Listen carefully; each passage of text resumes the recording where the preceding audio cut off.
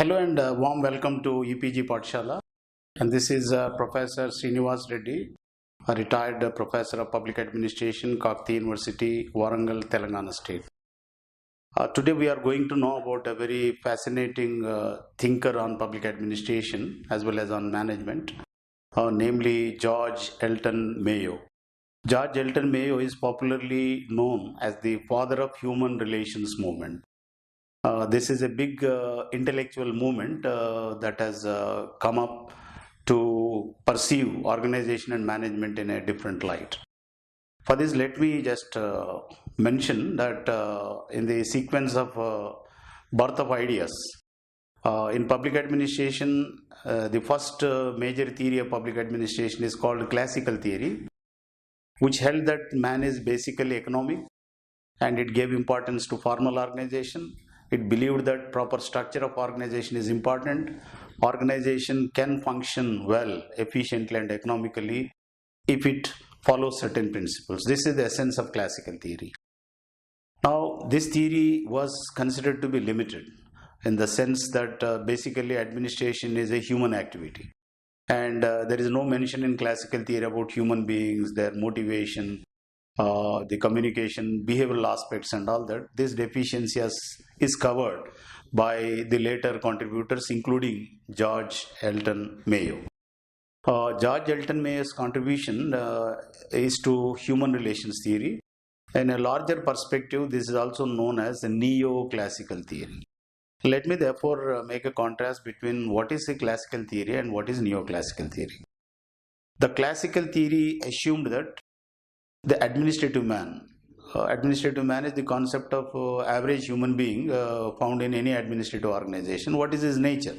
The classical theory says that man is selfish, he wants economic gain and he would work. I think if you give some incentives, he will work, and the superiors can give proper direction and give proper communication, and the subordinates will follow what all is expected of them, and the organization will perform. There is another theory which is known as behavioral theory. Behavioral theory says that man is not a rational animal. They see the social side of the man. So man is basically social, and people do work, do many things for social compulsions.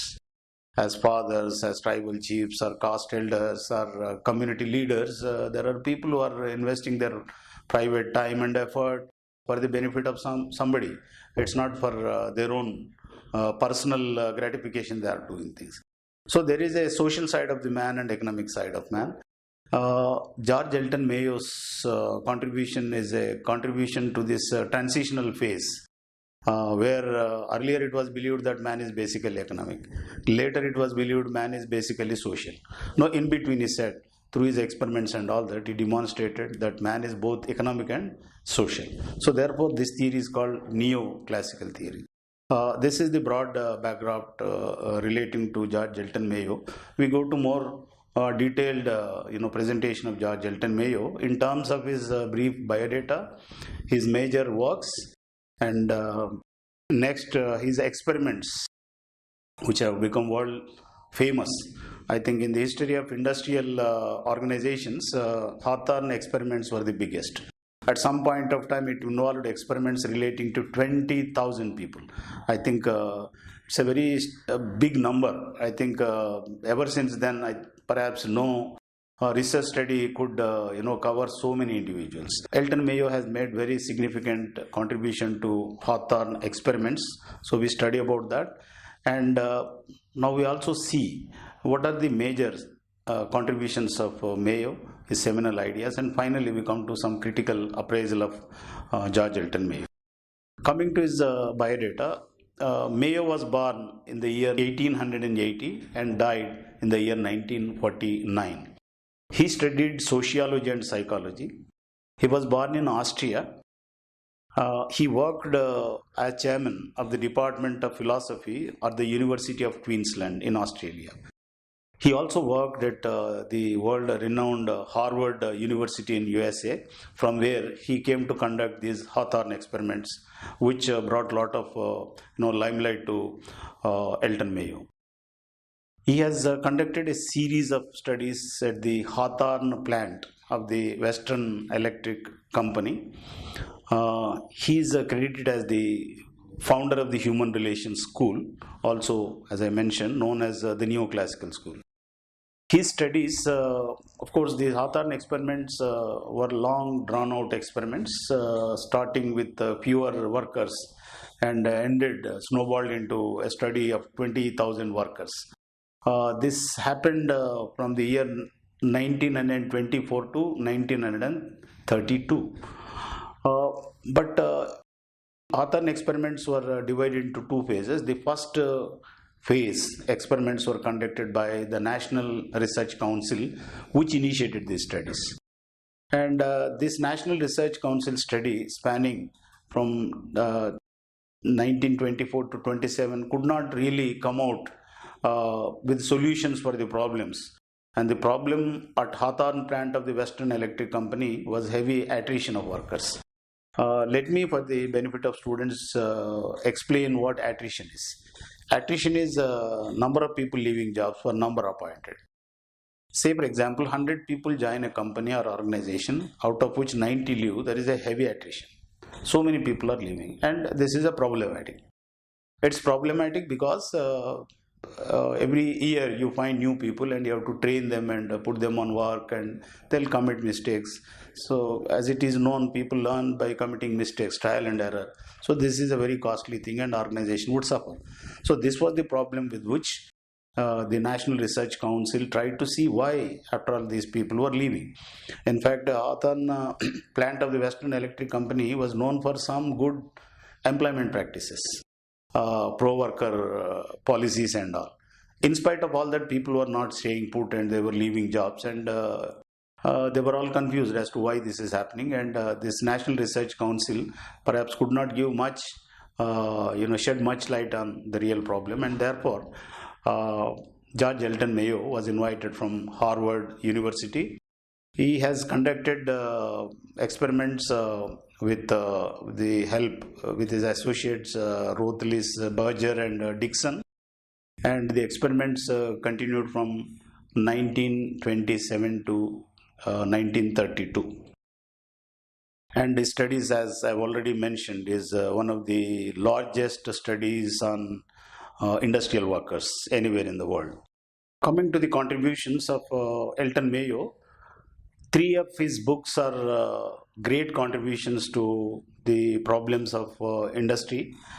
And the first of them is titled as The Human Problems of Industrial Civilization, which was published in the year 1933. The second major book was The Social Problems of Industrial Civilization. And the third book was this was published in 1945. And the third book was published in 1947 with the title The Political Problems of Industrial Civilization.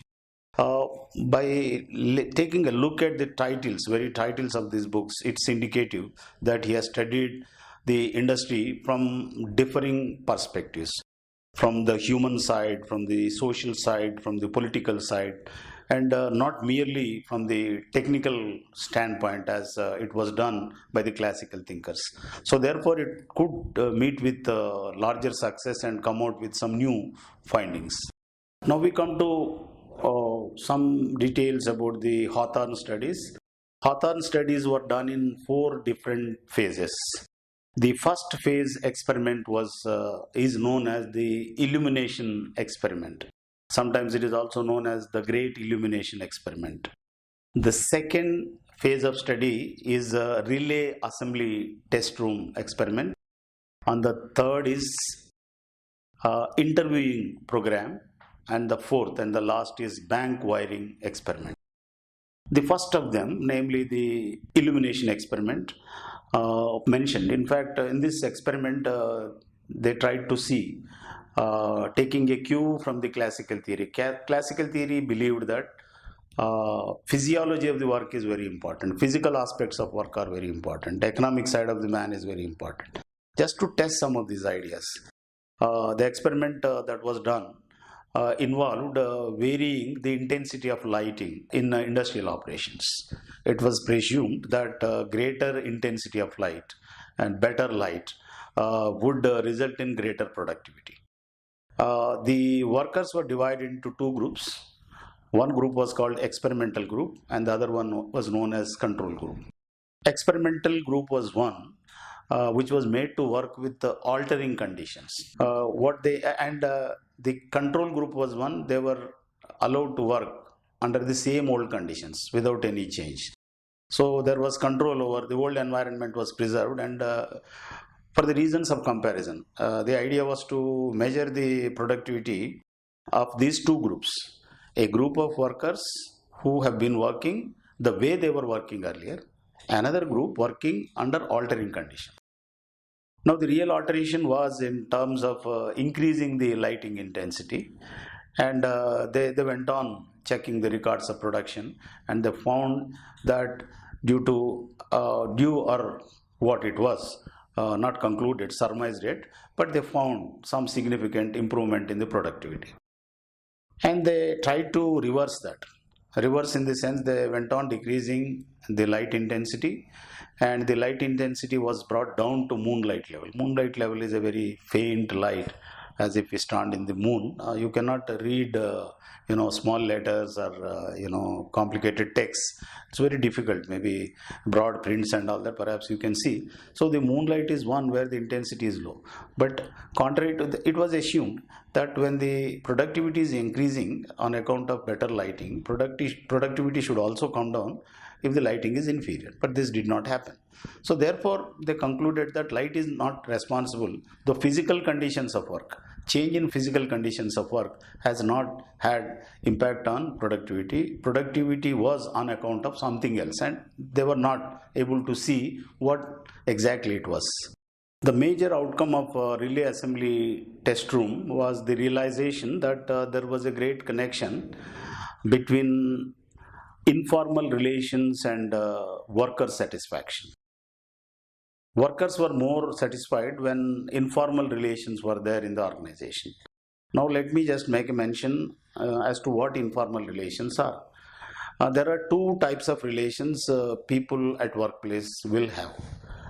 Maybe some of you are working would realize that you have two types of relations with your colleagues. One relation is official relation. People working in the same workplace, somebody is a boss, somebody is a subordinate, somebody is a colleague. These are the kind of relations. But there are other kinds of relations. You may call them friendly relations, shared interests. You are all, you are fans of a particular matinee idol. You are interested in movies, you want to discuss. You are a cricket fan and you want to discuss about what has happened in the recent test match between our country and some other country. So some shared interest, some commonality of interest draws you together and you develop some relations. These relations are informal relations. Now it was found that the informal relation, when there was scope for informal relation increased, workers were more satisfied. Mere formal relations, all the time talking in terms of boss, subordinate, orders and targets and all that is a stifling, is a kind of situation where the worker feels frustrated and he gets bored. So if you have some dash of informality, something informal in the organization, I think the worker's mood gets enlivened and he would tend to be a more satisfied worker. This link was established during this experiment. Third important experiment was interviewing program. Interviewing program was the Harvard group which was involved in Hawthorne studies went and interviewed the workers talking about their problem, their suggestions and all that. And they went on noting down the points made, suggestions made and all that. And nothing seriously was done to implement the suggestions given by workers. But in spite of that, the productivity increased. So the surmise or the conclusion that was arrived is that this is what is known as ventilation therapy. When you stop your windows, you feel suffocated. When you open the windows, you feel some fresh whiff of fresh air comes and you feel relaxed and happy. So the workers also felt similarly when they were heard. Somebody was listening to them. They felt lightened. They felt happy, and there was an impact on production. Productivity rose when they were heard. So this came to the led to a pointer that if workers are heard, workers' feelings are heard, workers' opinions are taken, workers feel better and feel more involved. This is one more thing. We come to the last of these experiments, namely bank wiring experiment. It has proved that in an organization, workers, we generally expect employees to go by rules, regulations, orders, and targets. But the Hawthorne experiments proved that what officers, bosses are giving orders, these orders were not so much meeting with compliance as the group norms were meeting with. Now, in this particular experiment, incentive system was introduced. Earlier, workers were paid uniform rates of wages, but now they have introduced a new wage system wherein more the work, more the incentive. So workers went on competing and producing more and more. At some point of time, they all, they all peaked. The productivity went up and up and up, and at some point of time, it was neither going up or coming down. It was staying put. So it peaked or it stopped at some point of time. It was not coming down, and the researchers were curious as to know why. It was going up, going up. Why at some point of time it has stopped? It was neither coming down nor going up. So they discovered that some group norms were there. The workers had a discussion about amongst themselves that now this incentive experiment is good. Some of us are able to net more salary, get more salary. But how about some of the poorlings, maybe the poor workers, slow workers and all that? They're all, after all, our brethren, and maybe if fewer people are able to manufacture, produce all the required product, so then some of them will become surplus and they will be losing their jobs. They may be fired out of the company. So this thought made them that, we are all one. We are all co-workers, and let us think about our collective interest. Maybe that management may play the weak workers against the strong workers, and will be divided and will have a problem. So therefore they all decided that let us all produce up to this point only, and they developed some informal codes, and they would bring a group pressure to ensure that everybody performs more than earlier, but not more than that. And everybody does not madly compete with each other and keep on incessantly pushing up their productivity and all that. There will be some danger. Therefore, some group norms, like if somebody was working too fast, he was criticized and heckled as rate buster. So this guy is going to, break the rates, and we will get some less money. And somebody who was too slow was criticized as a chiseler. Chiseling is sculpting a sculpture, a stone sculpture. One has to be extremely careful to chisel out a nose, to get all the fine features of a nose. Maybe the shilpi or the sculptor has to spend endless time slowly, chipping off and then polishing and doing all that. So this kind of work, if somebody does, he was heckled as a chiseler. So all in all, what they were trying to do is that they were trying to bring everybody round to some group norms, and this was holding sway. So workers were following their own collective group norms rather than the orders of the superior. This was another point they found. Well, these are all the important phases of the Hawthorne studies. Now, as a result of Hawthorne studies, certain important revelations have come to the field of management and administration. One of them, as Elton Mayo has himself gave the slogan, the happy worker is the most productive worker. What it says is that if you make worker happy, he will end up being a very productive worker. So in the worker's happiness lies the happiness of the company. So he was making the proposition that the organization has to pay attention to making the worker happy, and in the happiness of the worker lies the happiness of the company. The second important point made by Hawthorne experiments and Elton Mayo's work is that the power of informal organization. Now, far too long we were thinking that formal organization, official relations are very important, but informal organization is inevitable. In every organization there are some friendly informal relations, and they are very powerful. And no management can ever forestall all the relations. And it is useful to allow them to flourish. And these informal relations are important because they give satisfaction to worker, and they drive the monotony from workplace, and they ensure creativity. The workers may turn out to be more creative if there is some informality, instead of all the time feeling jettisoned, working in the company of the boss, standing up every time the boss coming, and paying attention to the boss. You are not yourself. This alienates a person. So you'll be yourself when you have this informality, and that is brought out. And one more point brought out in conclusion to mention is the importance of norms. Now, it's not only the rules, regulations that are important, norms are also important. Norms are the collective thinking, the collective ideas of people. And although it may not be there in a rule book, but these norms will be more followed, more implicitly followed by the employees than the rules framed by the organization. And finally, there is one more thing called Hawthorne effect. What it means is, Elton Mayo said that the human behavior is of two kinds. When somebody is noticed, somebody is observing what one is doing, one tends to be very cautious, and one's behavior is going to be something which is different when one is not watched.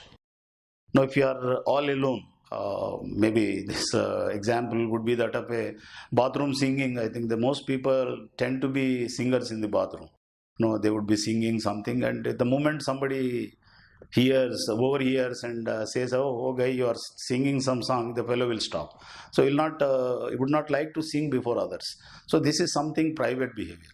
So in public you behave. I think maybe similarly, if you find some gold ornament on the road when others are watching you, you will pick it up and try to appear very honest and looking for the owner of the gold ornament. And if nobody is looking around and you are in absolute privacy, you are likely to pocket it and go off scot free, not to be seen by anybody. Quickly you disappear from the scene and all that. This kind of change in behavior. So we are the same person, but we are something in privacy, and we are something different in public. So this is what is known as Hawthorne behavior. Behavior changes when you are in the company of others. And in fact, the whole lot of human relations theory has some connectivity with this kind of proposition also. There are two important criticisms leveled against George Elton Mayo, and one of them is that he is credited as the father of industrial sociology. He has tried to tell us the social dynamics of an industrial organization. He was of the view that industry is a microcosm of the society. What's happening in the wider society is also happening there. The same relations. Maybe if you bring an example nearer home, I think when we work in the office, we tend to not to forget entirely about our caste background, our gender background, our class background, our regional background. I think somewhere we throw hints of this and act on the basis of these things. So these are all informal considerations, and therefore all these things are important to understand. And Elton Mayo has tried to pay attention to industrial sociology, and he is credited as the father of industrial sociology. A lot of contributions were made later, and the early lead was given by Elton Mayo to the subject or discipline of industrial sociology. Of course, one criticism that he perhaps is faulted is his sociology, this industrial sociology, that's the point I'm trying to connect, is a kind of cow sociology. A cow sociology is a thing which assumes human being to be like a cow. I think all of us know cow is a domesticated animal. The bull is not a domestic. The bull is more aggressive than cow. So cow sociology is that cow is a very sane animal, very innocent animal, and domesticated animal, and we all offer puja. I think in Hindu mythology it has a big place, and cow is a revered symbol. Similarly, this man has assumed everybody to be like a cow. Everybody is a sadhu and all that.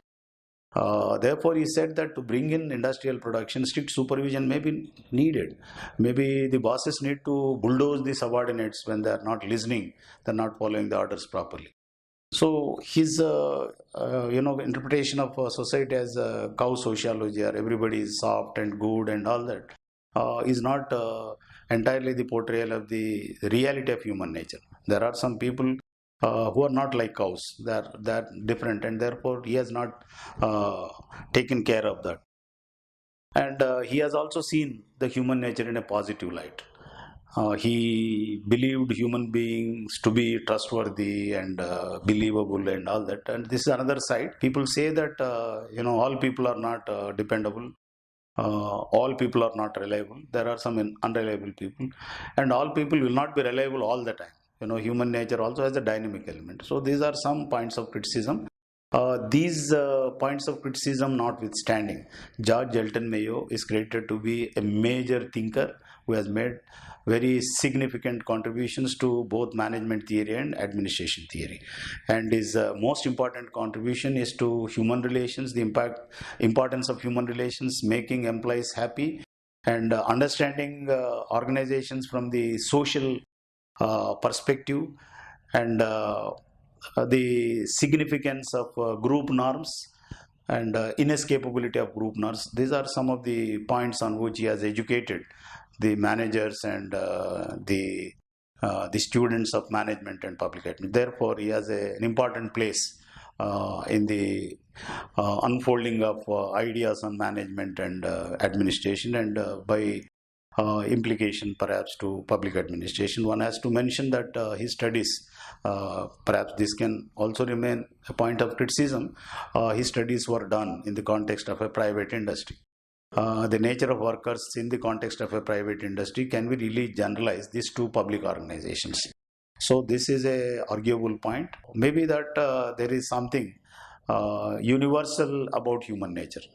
Whether you work in a private organization or a public organization, there are some people who are basically good. They work well in private organization as well as public organization. So one can come back and make a different position and defend or criticize him. But the point is that all his studies relate to industrial settings, manufacturing sector basically. Nowadays, the industry is also changing. The GDP, India's GDP contribution is largely coming from the service sector, more than 60%, not from manufacturing sector. So can we generalize the human nature that is captured in the setting of a private industry to government and non-manufacturing sectors is a question to be answered. So thank you. This is something about the ideas of George Elton Mayo, who is considered the father of human relations theory, and also a prominent contributor to neoclassical theory of administration. Thank you.